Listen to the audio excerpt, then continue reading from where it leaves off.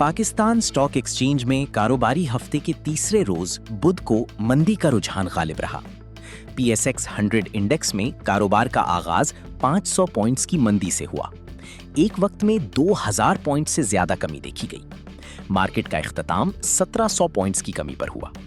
माहिर इक्तसादियात जिब्रान नासिर का कहना था कि पाकिस्तान स्टॉक एक्सचेंज में मंदी की बुनियादी वजह ईरान अमरीका कशीदगी है, जबकि वक्त के साथ साथ इसमें मजीद तेजी आ रही है, जिसकी वजह से आलमी सतह पर तेल की कीमतें काफ़ी हद तक बढ़ गई हैं और इसका मनफी असर पाकिस्तान स्टॉक मार्केट पर भी आ रहा है। पाकिस्तान स्टॉक एक्सचेंज में ट्रेडिंग का तीसरा रोज है और बाजार जो है वो नेगेटिव जोन में ट्रेड कर रही है। मार्केट का जो आगाज है 500 पॉइंट मंदी से हुआ और एक वक्त में तकरीबन 2000 से ज्यादा पॉइंट की कमी देखी गई और मार्केट का इख्तिताम जो है वो 1700 पॉइंट नेगेटिव हुआ।